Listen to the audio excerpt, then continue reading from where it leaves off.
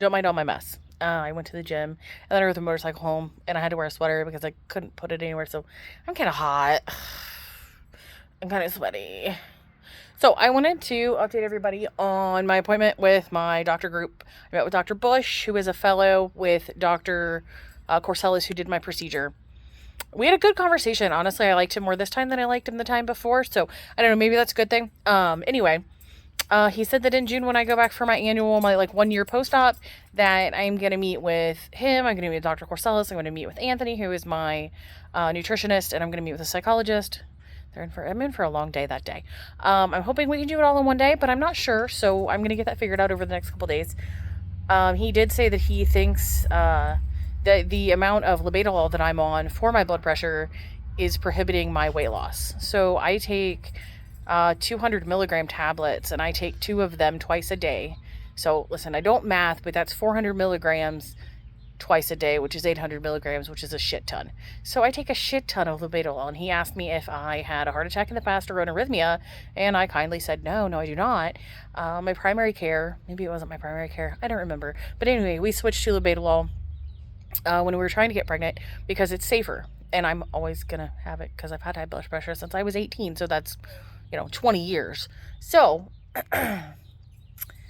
that's why we switched to that. But, that's not on the table right now because I stopped having monthly cycles. So we're going to change it up. I go see my primary care tomorrow and hope that we can change class of medications from a beta blocker. He said that he thinks my heart rate just cannot get up to where it's supposed to get up to when I exercise, which explains a lot. It explains why I get dizzy and I feel like I'm going to pass out, and my muscles fatigue really early. They can't get the oxygen that they need because the medication won't let my heart beat as fast as it needs to get the oxygen that it needs.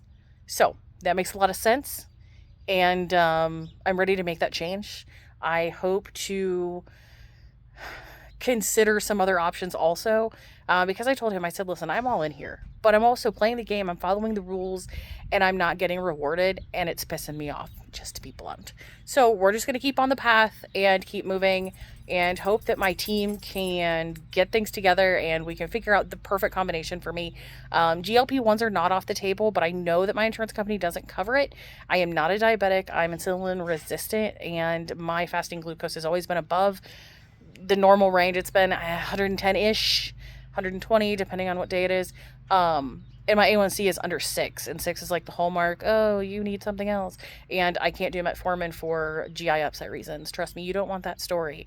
But it was in a Kroger, and it was awful. So there's that. Andrew, don't tell people because it's disgusting. So that's kind of where we're at right now. I will update you guys tomorrow when I find out what I find out from my doctor, but my doctor's cool.